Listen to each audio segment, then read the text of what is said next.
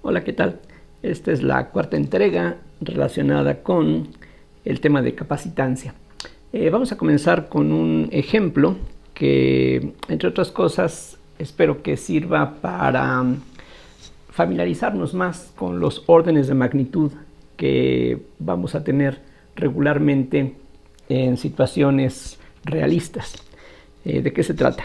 Bueno, vamos a imaginar un capacitor de placas planas paralelas y en este ejemplo vamos a dar valores numéricos concretos a las cantidades que aquí importan. Entonces vamos a suponer que el área de las placas es una cantidad conocida, digamos 10 centímetros cuadrados. Si por ejemplo pensamos en un cuadrado, para tener 10 centímetros cuadrados estaríamos hablando de aproximadamente 3.16 centímetros de lado. Entonces es algo pues relativamente pequeño. Y vamos a suponer que la separación entre las placas, esto que hemos venido llamando D minúscula, es de 2 milímetros. Bien, entonces podemos calcular qué capacitancia habría en esas condiciones, porque recordemos que la capacitancia no depende de que si el dispositivo está cargado o no, solamente depende de las características geométricas que tiene. Entonces aquí ya dijimos, son dos placas conductoras planas, paralelas, que tienen la misma área de 10 centímetros cuadrados. Entonces tendríamos una capacitancia que, como ya vimos en las lecciones anteriores sobre este tema, se determina así, como epsilon 0 por A entre D. Recuerden, esta expresión que obtuvimos antes es solo una aproximación. Es una muy buena aproximación siempre y cuando la separación entre las placas sea definitivamente muy pequeña en comparación con las dimensiones lineales de las placas. Y aquí pues 2 milímetros pues es pequeño en comparación con los 3.16 centímetros de lado que mencionaba hace rato si las placas fueran cuadradas.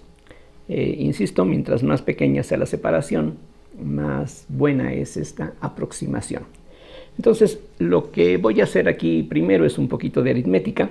Aquí lo que conviene, como ya vimos antes, es multiplicar numerador y denominador por 4pi, simplemente porque el producto 4pi epsilon 0 ya sabemos que es aproximadamente 1 entre 9 por 10 a la 9. Entonces, en este caso, aproximadamente lo que tendríamos aquí es esto. El inverso de 4pi epsilon 0 es aproximadamente 9 por 10 a la 9 en las unidades MKS o del sistema internacional. Esta área de 10 centímetros cuadrados significa 10 por 10 a la menos 4 metros cuadrados. Recuerden que un centímetro es 10 a la menos 2 metros y por lo tanto un centímetro cuadrado es 10 a la menos 4 metros cuadrados. Entonces el 4pi epsilon 0 ya está tomado en cuenta aquí, el área aquí ya está expresada. Faltaría simplemente escribir ahora lo que corresponde al denominador. 4pi aproximadamente es 12.6, 12.56 sería una cantidad un poquito más precisa, pero aquí lo que queremos es simplemente tener órdenes de magnitud. Y recuerden, no tiene caso que pongamos el valor de pi con una gran cantidad de decimales si se supone que los datos que aquí estamos poniendo tienen una cierta precisión limitada. En fin, finalmente la D son 2 milímetros, pero 2 milímetros son 2 por 10 a la menos 3 metros. Entonces todo esto sería igual a 5. Aquí vean que puedo simplificar este 10 sobre este 2. Y adicionalmente en el denominador tendríamos 9 por 12.6. Y aquí lo más importante en cuanto a órdenes de magnitud viene dado precisamente por las potencias de 10. Entonces en el denominador tenemos este 10 a la 9, que con este 10 a la menos 3 nos da un 10 a la 6, que al pasar al numerador y reunido con el 10 a la menos 4 que ahí teníamos, nos va a dar un 10 a la menos 10. y el valor de esta capacitancia va a estar expresado en faradios, que normalmente se abrevia con la letra F, o si tuviéramos alguna posibilidad de confusión, pues podemos escribir en caso necesario la palabra completa. Entonces aquí ya sea que escribamos farads o faradios, que es la versión castellanizada.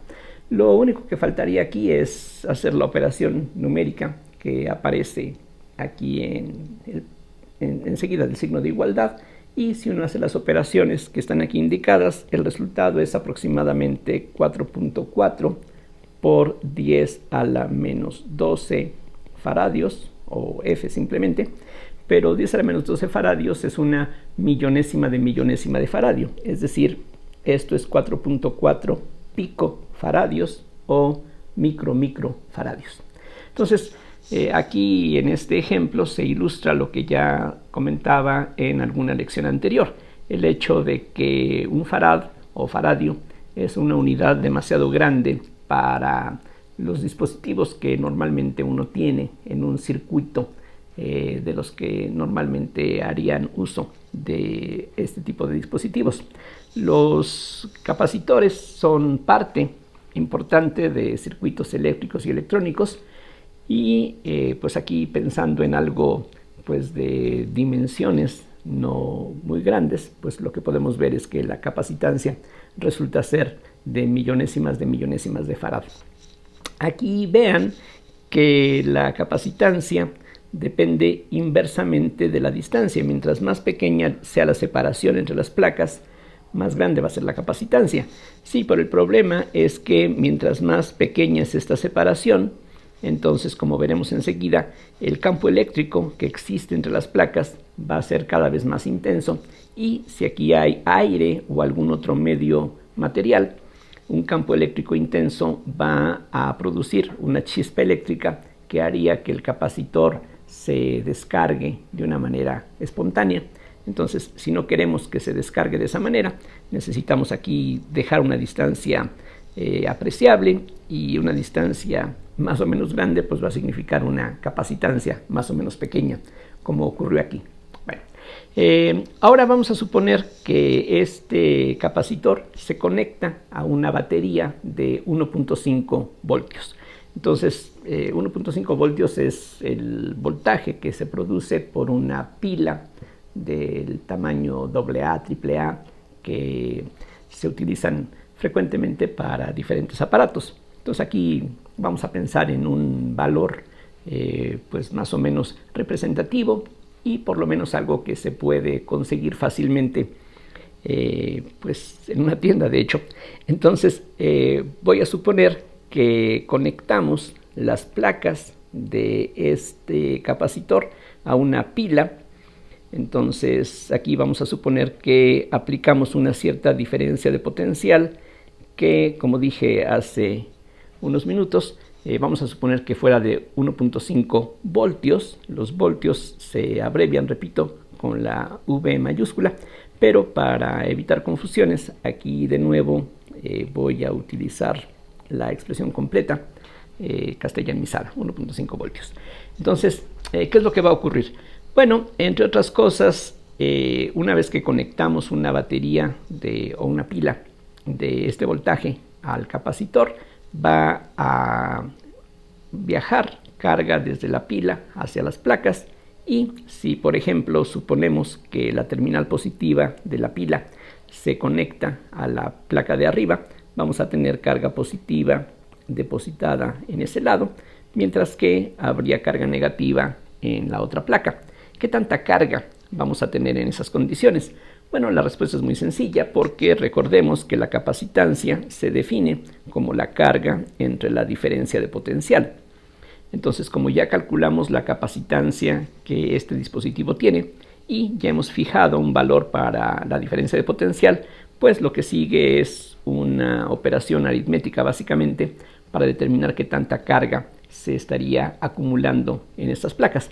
Entonces la Q sería C por delta V, o sea, aproximadamente 4.4 por 10 a la menos 12 faradios por 1.5 voltios, y si uno hace aquí el producto, pues fácilmente uno ve que el resultado es aproximadamente 6.6 por 10 a la menos 12 en las unidades que aquí corresponden para una carga eléctrica, es decir, coulombs. Aquí podría utilizar una C mayúscula, que es lo que se emplea comúnmente para abreviar coulombs, pero de nuevo la C se podría confundir con la C de capacitancia, así es de que mejor escribo la palabra completa, coulomb o coulombio, ya que estoy utilizando las expresiones castellanizadas, faradio, voltio, coulombio. Bien, entonces vean que es una carga relativamente pequeña. En términos de coulombs estamos hablando de 6.6 millonésimas de millonésima de coulomb. Ahora, ya vimos también en las lecciones anteriores que cuando cargamos un capacitor como este, hay una cierta energía almacenada. No solamente se almacena carga, es decir, una vez que cargamos este capacitor mediante esta pila, podemos desconectar la pila y las cargas van a quedar allí colocadas precisamente por la atracción que ejercen unas sobre las otras. Van a quedar en estas placas y digamos difícilmente se van a mover. Claro, si uno toca con el dedo una de estas placas o si uno hace contacto con algún material conductor y pone en contacto con las placas, eso haría que la carga fluya. Pero bueno, si mantenemos este capacitor con un soporte aislante, la carga ahí entonces va a permanecer. ¿Qué tanta energía hay almacenada en estas condiciones? Bueno, tenemos varias formas de calcular la energía almacenada. Una de ellas es 1/2 de Q cuadrada sobre C, o también 1/2 de C por delta V al cuadrado. Como ya conocemos qué tanta carga está almacenada y un dato del problema es qué tanta diferencia de potencial existe, cualquiera de estas dos expresiones sería totalmente equivalente. Voy a tomar esta última, entonces la energía que estaría aquí almacenada en el capacitor sería aproximadamente 1/2 de la capacitancia, que es 4.4 por 10 a la menos 12, y esto se multiplica por 2.25, que es el cuadrado de 1.5. Haciendo las operaciones indicadas, el resultado es aproximadamente 4.95 por 10 a la menos 12 joules. Pero bueno, ya que estoy utilizando la forma castellanizada, esto normalmente se traduce así como julios.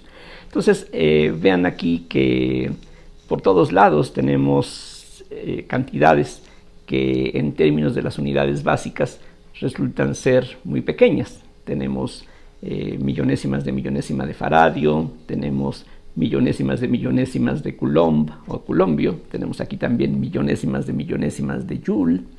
Pero bueno, eso es simplemente, insisto, para que tengamos una idea de lo que aquí tendríamos típicamente. En cambio, algo que pareciera que tiene un valor muy grande es el campo eléctrico que existe entre las placas de este capacitor. Recordemos que aquí hay un campo eléctrico que casi se puede tomar como si fuera uniforme, y entonces el campo eléctrico que estaría presente entre las placas es simplemente la diferencia de potencial entre la separación. ¿Esto de dónde viene?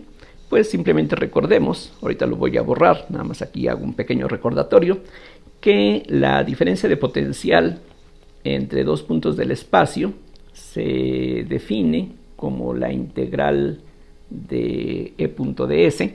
Entonces recuerden, cuando vamos de un punto de una placa a un punto de la otra, aquí en este caso, lo cual no siempre ocurre, el campo es uniforme. Al ser uniforme puede salir de la integral, y la integral de ds lo que nos va a dar es la separación entre las dos placas, que es precisamente la D.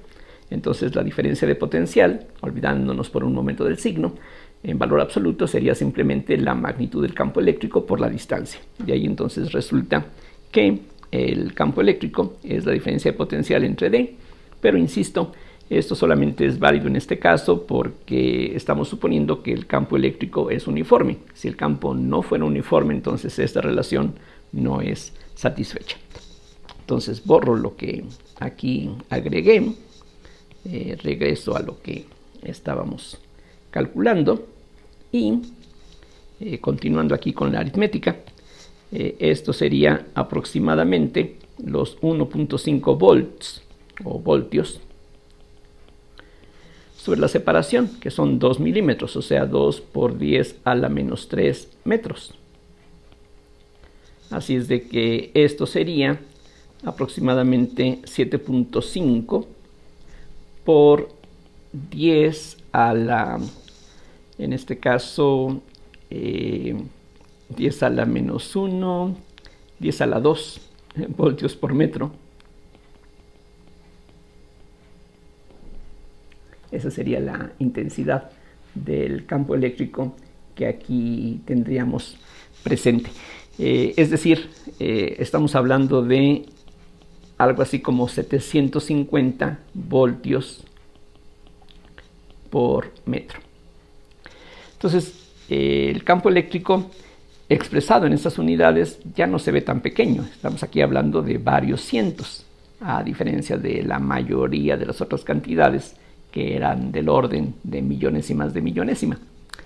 En fin, bueno, ese es el resultado y como dije, lo que quiero aquí recalcar es que en muchas situaciones más o menos cotidianas, pues esos serían los órdenes de magnitud que vamos a tener para las cargas, las capacitancias, las energías, etc. Y los campos eléctricos también.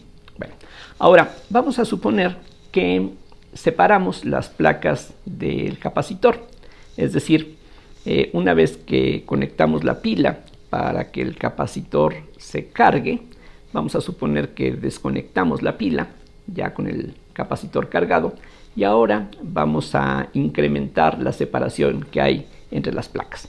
Entonces, la segunda parte del problema es que ahora vamos a seguir exactamente con las mismas placas de las mismas dimensiones, eso no lo estamos cambiando. Lo único que vamos a suponer es que ahora la separación, vamos a llamar la separación final, una D final, vamos a pensar que fuera de 3 milímetros, es decir, 50% más grande que la separación que se supuso en un inicio. Aquí comparen este valor de 2 milímetros con los 3 milímetros que aquí tenemos. La pregunta es, ¿qué cosa cambia? Bueno, como el capacitor se desconectó de la batería, la carga que teníamos aquí acumulada va a seguir siendo la misma. Entonces la Q es la misma Q que teníamos antes. De manera similar, el campo eléctrico que existe entre las placas va a seguir teniendo prácticamente el mismo valor. Entonces, aquí creo que sería conveniente escribirlo. Entonces, al aumentar la separación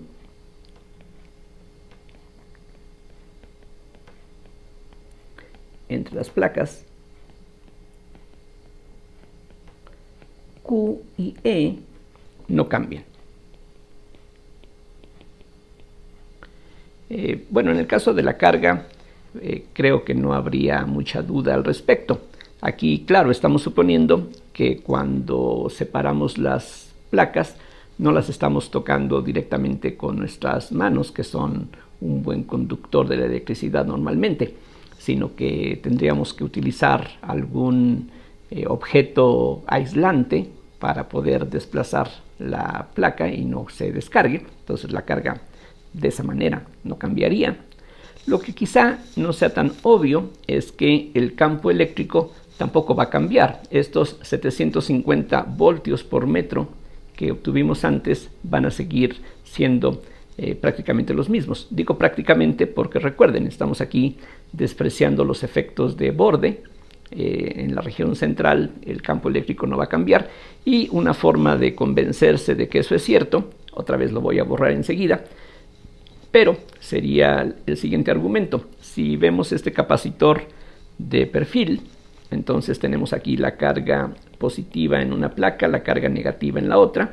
Y si nos fijamos en una superficie cerrada, para calcular la magnitud del campo eléctrico que atraviesa esta cara de esta caja, recuerden, por la ley de Gauss, lo que sabemos es que la integral de E punto diferencial de superficie es igual a la carga encerrada sobre epsilon 0. Y aquí precisamente la carga encerrada en esta caja color verde es la misma carga que había antes. Entonces el campo eléctrico no va a cambiar por esa razón. Entonces eso, digamos, justifica la afirmación que aquí hacía. Entonces la carga no cambia, el campo eléctrico no cambia tampoco. Bueno, ¿qué cosa sí cambiaría? Bueno, algo que cambia es la capacitancia. La capacitancia ahora no va a ser la misma que antes porque recordemos que la capacitancia, aquí la tenemos más arriba, la capacitancia es epsilon 0 por A sobre D. La A, el área de las placas, no cambia, pero la D sí. Entonces vamos a tener una capacitancia final. Entonces voy a llamarle C final, que sería epsilon 0 por A entre la D final. Solamente aquí voy a poner esta etiqueta de final a aquellas cantidades que van a cambiar. El área entonces no se necesita distinguir porque es la misma, pero la distancia no. Entonces aquí esto se puede escribir de esta forma. La distancia final es, en este caso, 50% más grande que la distancia que teníamos originalmente, de acuerdo con los datos del problema. La separación original eran 2 milímetros, la separación final son 3 milímetros, 1.5 veces el valor inicial. Entonces, esto sería lo mismo que 1 entre 3 medios. Recuerden que 1.5 es 3 medios. Y esta combinación que aparece aquí, epsilon 0 por A sobre D, no es otra cosa más que la capacitancia que habíamos calculado originalmente. O sea, que esto es 2/3 de la capacitancia inicial. Y si recordamos que la capacitancia inicial habíamos visto que era, aquí lo tenemos un poquito más arriba, era 4.4 picofaradios. Si eso lo multiplicamos por 0.66, lo que se obtiene es aproximadamente 2.9 por 10 a la menos 12 faradios. Entonces la capacitancia disminuye y disminuye precisamente al 66% del valor inicial. Eso es lo que aquí estaría ocurriendo al aumentar la separación. Ya mencionaba antes que si las placas se acercan entre sí, la capacitancia crece. En este caso, como estamos aumentando la separación, la capacitancia disminuye y va a disminuir a las 2/3 partes de la capacitancia inicial, y de ahí es donde sale este valor que tenemos aquí. Algo que también va a cambiar es la energía. Recuerden ustedes que la energía, aquí lo podemos ver, es 1 medio de Q cuadrada sobre C. Entonces, aunque la carga no cambia, la capacitancia sí está cambiando. Entonces vamos a tener ahora una energía distinta a la que estaba almacenada originalmente. Entonces ahora vamos a tener una U final, que sería 1 medio de Q cuadrada entre la C final. Y esto es lo mismo que 1 medio de Q cuadrada. Recuerden, la Q no cambia, pero la C final es 2/3 partes de la C inicial, así que esto es lo mismo que 3 medios de Q cuadrada sobre 2C, o sea, esto es 3 medios de la energía que teníamos en un principio, que eran 4.95 joules, perdón, 4.95 por 10 a la menos 12 joules o julios.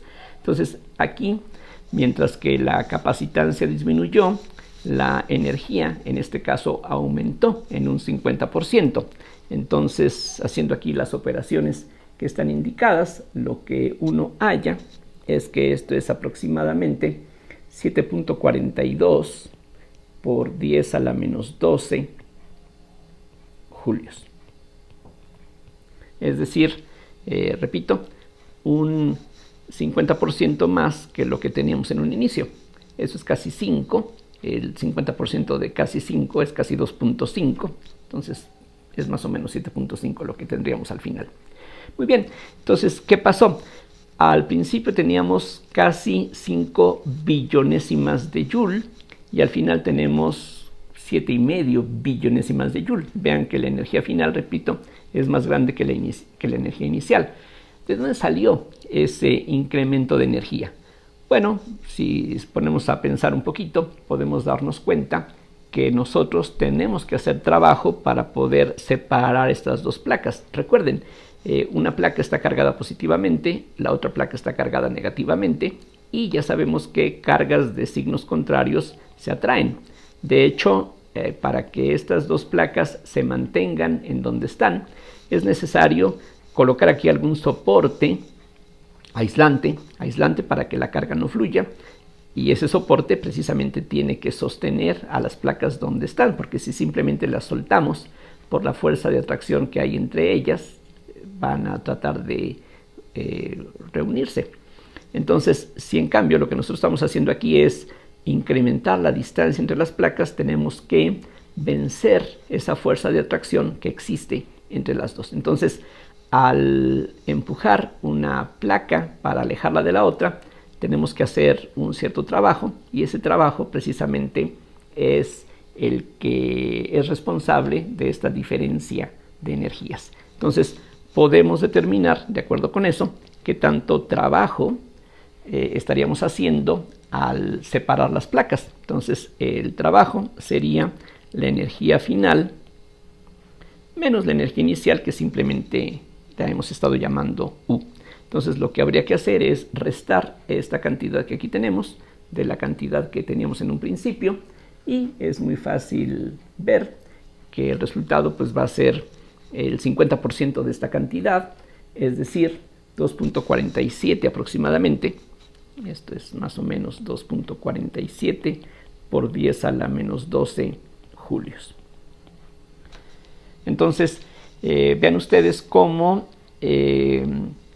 podemos hacer que el voltaje entre las dos placas se incremente simplemente separando las placas, porque, como vamos a ver, también la diferencia de potencial habrá cambiado y va a ser más grande que los 1.5 voltios que teníamos en un principio. Recuerden, al inicio habíamos cargado el capacitor con una pila que proporcionaba 1.5 voltios de diferencia de potencial. Ahora vamos a ver cuál sería la diferencia de potencial que hay entre las armaduras o entre las placas del capacitor, y para eso otra vez recordemos que la capacitancia, en este caso la capacitancia final, es la carga entre la diferencia de potencial. Entonces, de nuevo, la carga no cambió, pero la diferencia de potencial sí va a cambiar. De hecho, de aquí lo que tenemos es que la diferencia de potencial al final sería, como pueden ver ustedes, la Q sobre la C final, pero la C final es 2/3 partes de la C inicial. Entonces esto es 3/2 de Q sobre C, o sea, esto es 1.5 veces la diferencia de potencial que había en un principio. Y como la diferencia de potencial que había en un principio era 1.5 voltios, 1.5 por 1.5 nos da 2.25. Entonces aquí tendríamos un dispositivo con el cual podemos crear un aumento de la diferencia de potencial. Claro, esto no es un método realmente práctico para conseguir un aumento en la diferencia de potencial. Aquí, digamos, ciertamente esto ocurriría, pero insisto, no es algo que se vaya a utilizar en forma práctica para producir voltajes más altos que los que teníamos en un principio. Bueno, finalmente, y aquí ya esto es más que aritmética, vamos a ver si las cosas que hemos obtenido encajan con lo que uno esperaría. ¿A qué me refiero? Bueno, pensemos en esto. Voy a dibujar finalmente otra vez las placas de este capacitor. Entonces hay un cierto campo eléctrico entre las placas que, como ya señalé antes, no cambia de magnitud cuando uno separa las placas más. Es lo que aquí precisamente ya se señaló. Al aumentar la separación entre las placas, la Q y la E no cambian. Entonces aquí tenemos en esta región un campo eléctrico que es el mismo al principio cuando las dos placas están separadas 2 milímetros y sigue siendo prácticamente el mismo a medida que vamos separando las placas. Muy bien.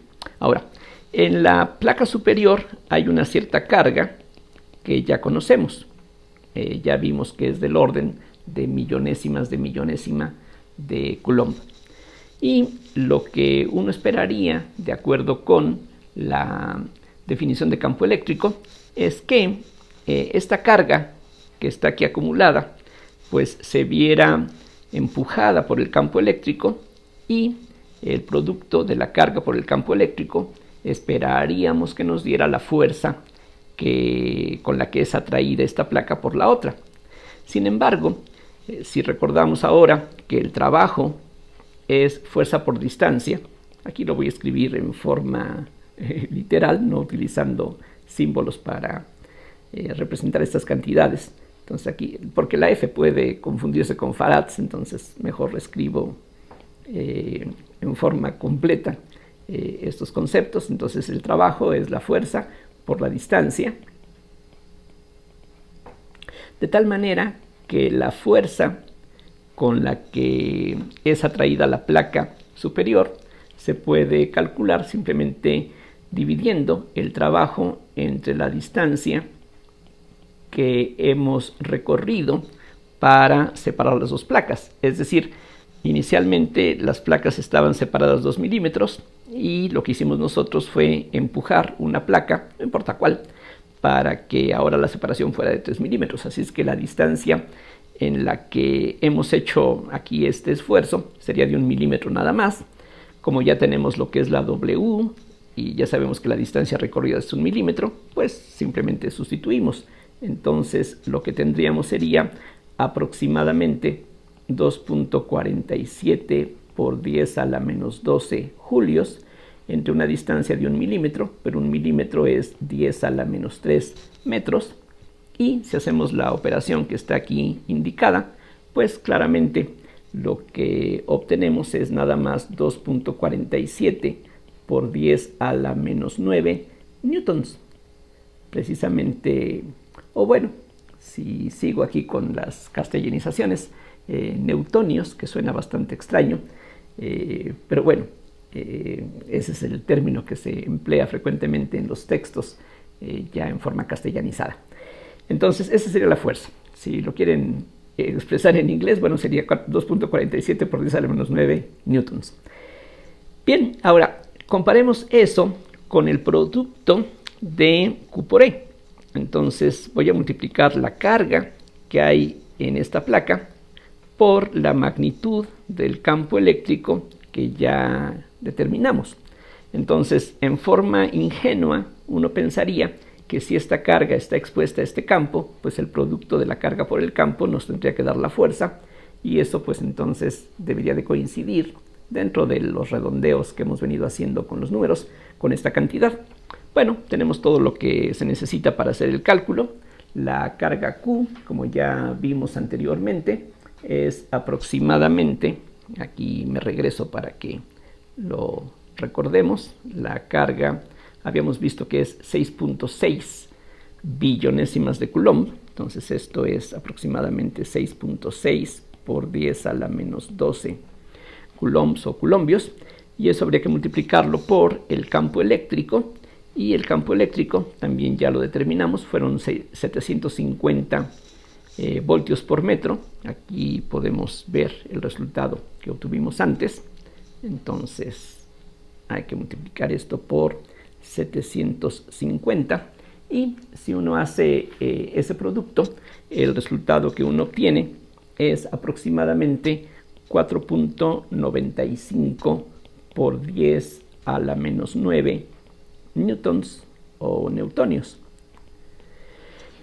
Y vean que el resultado que estamos obteniendo no coincide con el que resultó aquí antes. De hecho, si uno hace las operaciones con más precisión, uno puede darse cuenta de que un resultado es exactamente el doble del otro. Aquí las cosas no son exactamente el doble del otro, por, insisto, los redondeos, los truncamientos que hicimos en las operaciones. Pero si uno conserva las expresiones algebraicas, uno puede darse cuenta de que este resultado directo de multiplicar carga por campo nos da justamente el doble de lo que resulta por este otro método. ¿Qué es lo que está pasando? Bueno, otra vez, si nos ponemos a reflexionar un poquito, podemos darnos cuenta de qué es lo que está ocurriendo. Y lo que está ocurriendo es que la carga que está en esta placa de arriba ciertamente está expuesta a este campo eléctrico que aquí hemos usado, de 750 voltios por metro.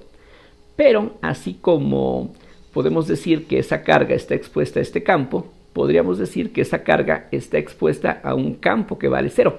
Del otro lado, en el exterior del capacitor, recuerden, el campo es prácticamente cero. Si las placas efectivamente son muy grandes, afuera del capacitor el campo vale cero. Entonces la carga que está en esta placa, de un lado tiene un campo cero, del otro lado tiene un campo que no es cero.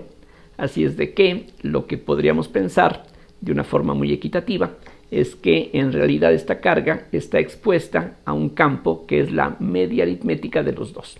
De un lado 0, de un lado 750. Entonces lo que tendríamos que hacer es multiplicar no Q, esta carga, por 750, sino la Q por la media entre 0 y 750, que sería pues multiplicar esta cantidad por 375. Y si uno hace el producto de la carga por la mitad de este campo, entonces ahora sí, los dos resultados van a coincidir. Entonces eso justifica que efectivamente la carga que está aquí se ve afectada por un campo que sería simplemente el promedio de los dos campos. Es decir, tenemos la misma razón para tomar un campo que es cero que para tomar este campo que no es cero. Aquí en estos puntos que se encuentran justamente en el límite entre esas dos regiones, pues le va a corresponder un valor que sería, insisto, exactamente la media aritmética, tal como se deduce de este resultado. Entonces esa sería pues la justificación, digamos, o más bien la indicación de que así debemos de tomar las cosas. Bien, para terminar en esta lección, vamos a ver qué es lo que pasa cuando se rellena un capacitor con algún material no conductor. Entonces, bueno, lo voy a escribir. Cuando el espacio entre las placas o las armaduras de un capacitor, bueno, el espacio entre las placas de un capacitor se rellena con algún material no conductor o aislante. Bueno, ocurre que la capacitancia en todos los casos crece por un factor que depende del material del relleno, o en pocas palabras que depende del relleno empleado. Entonces, imagínense ustedes que tenemos un capacitor que tiene una cierta capacitancia y ahora ese mismo capacitor, sin cambiar sus propiedades geométricas, si era un capacitor de placas planas paralelas, bueno, vamos a suponer que sigue siendo un capacitor de placas planas paralelas con la misma área, con la misma separación. Si era un capacitor esférico, vamos a imaginar que sigue siendo un capacitor esférico con las mismas esferas conductoras, etc. La única novedad es que vamos a suponer que ahora rellenamos todo el espacio entre las placas con algún material. Ejemplo, puede ser vidrio, madera, agua, papel, en fin, cualquier cosa que sea no conductor. Esa sería aquí la única condición importante, porque si pusiéramos un conductor, pues ese conductor va a permitir el paso de las cargas eléctricas y lo único que lograríamos básicamente es que el capacitor se descargue. Entonces aquí es importante que utilicemos un material aislante para que la carga no fluya y cualquier carga que estuviera depositada en un principio aquí va a seguir tal como la habíamos colocado. Entonces, como aquí acabo de señalar, cuando el espacio entre las placas de un capacitor se rellena con algún material no conductor, la capacitancia crece por un factor que depende de qué cosa estemos poniendo aquí. Es decir, si ponemos vidrio, madera, papel, aire, la capacitancia va a crecer, pero en una diferente proporción. Y precisamente el factor que nos dice qué tanto crece la capacitancia se conoce como la constante dieléctrica del material. Es decir, ahora la capacitancia que vamos a tener una vez que colocamos el relleno ya no es la misma capacitancia que teníamos antes, sino que se va a ver incrementada por un factor que se conoce como la constante dieléctrica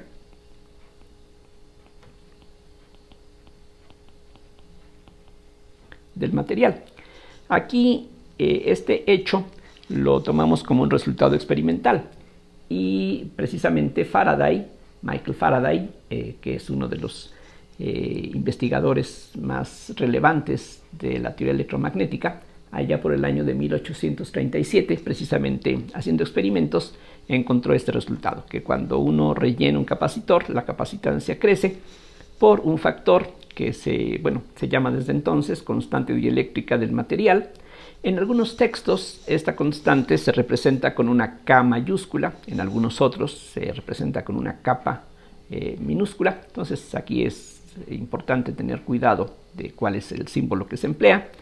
Y simplemente como información voy a señalar algunos valores que, digamos, otra vez resulta importante tener en mente como para saber qué tan grande puede ser este efecto. Como ya mencionaba, esta lección prácticamente ha estado dedicada a repasar los órdenes de magnitud de algunas cantidades que típicamente tendríamos. Entonces, bueno, para continuar con esa misma idea, voy a poner aquí una tabla en donde lo que voy a hacer es señalar cuál es el valor de esta constante dieléctrica para algunos materiales que son relativamente comunes. Por ejemplo, algo muy común, afortunadamente, es el aire. Si estamos pensando en el aire a una presión de una atmósfera, la constante dieléctrica es aproximadamente 1.00059. Es decir, es un valor muy cercano a la unidad. Es decir, que si en lugar de que aquí tengamos vacío perfecto, lo que hacemos es rellenar este espacio con aire, que es lo que comúnmente pasaría, aunque no quisiéramos, entonces la capacitancia crece, pero por una cantidad ínfima. Vean que la diferencia entre 1 y 1.00059 pues es algo casi insignificante, y por eso, para fines prácticos, si tenemos vacío o aire, pues no habría una gran diferencia. Voy a agregar aquí en una columna adicional otro valor que es interesante, que es lo que pues se podría traducir como rigidez dieléctrica. Entonces aquí rigidez dieléctrica. Quizá el nombre no sea muy afortunado, y en el caso del aire aproximadamente estamos hablando de 3 por 10 a la 6 voltios por metro. Aquí sí voy a abreviar estas unidades de esta manera. Estos 3 por 10 a la 6 voltios por metro, o sea 3 millones de voltios por metro, es la intensidad del campo eléctrico que puede soportar el aire sin volverse conductor. Si el campo eléctrico es algo mayor a este valor, entonces las moléculas del aire se rompen, se ionizan y el aire se vuelve conductor. Esto es básicamente lo que ocurre precisamente en los relámpagos.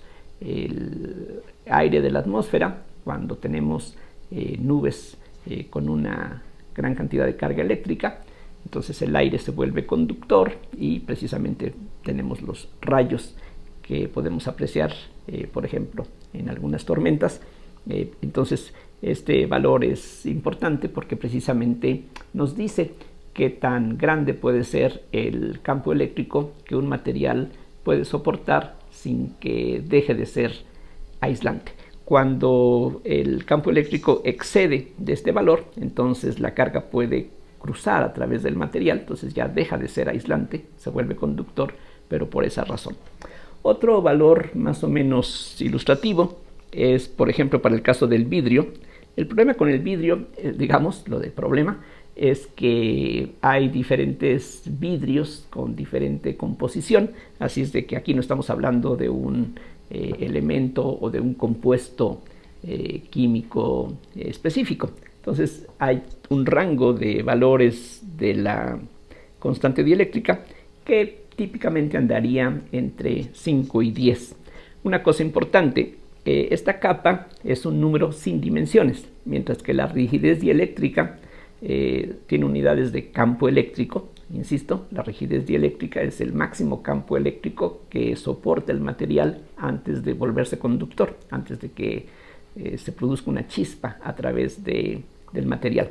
En el caso de los vidrios, este valor anda por el orden de 9 millones de voltios por metro. Entonces decía, capa es una cantidad sin dimensiones, porque simplemente nos dice qué tantas veces la capacitancia crece. Entonces, si teníamos un capacitor con cierta capacitancia, como en el ejemplo anterior, si el espacio entre las placas se rellena totalmente con vidrio, entonces la capacitancia va a crecer 5, 6, 7, 7.92, es decir, cualquier número entre 5 y 10 más o menos sería algo típico. Un valor interesante de lo cual vamos a hablar en la siguiente lección es lo que ocurre en el caso del agua. Si pensamos en agua a, digamos, una temperatura de unos 20 grados centígrados, resulta que su constante dieléctrica es del orden de 80.1. Comparen lo que ocurre con el vidrio y el agua. En el caso del agua estamos hablando de un valor que anda entre 8 o 16 veces más grande que en el caso del vidrio. Es decir, si rellenamos el espacio entre estas placas con agua destilada, y es importante que sea agua destilada, si el agua contiene sales disueltas, el agua entonces se vuelve conductora. Pero si tenemos agua pura, agua destilada, el agua en esas condiciones es aislante, y lo que estaría ocurriendo es que la capacitancia aumenta 80 veces prácticamente. Vamos a ver en la siguiente lección por qué razón el agua tiene esta característica. Ya para terminar con esta tabla y con estos valores representativos, vamos a agregar aquí el poliestireno. Y si les suena extraño el nombre, pues el poliestireno es el material del que se hace el unicel. Así es de que, por desgracia, es algo bastante común en nuestro ambiente. Para el caso del poliestireno, la constante dieléctrica es aproximadamente de 2.6 y su rigidez dieléctrica anda por los 24 millones de voltios por metro. Aquí no estoy incluyendo el valor correspondiente para el agua, pero bueno, algún valor también ahí tendríamos. Aquí simplemente no lo estoy tabulando. Y finalmente, en el caso del papel, otra vez el papel no es algo uniforme. Hay, como ustedes saben, muchos tipos de papel, pero más o menos un valor típico representativo sería de 3.5. Vean que para muchísimos materiales cotidianos las constantes dieléctricas andan entre 1 y 10 más o menos. El agua es un caso excepcional por las razones que, repito, ya estaremos viendo en la siguiente lección.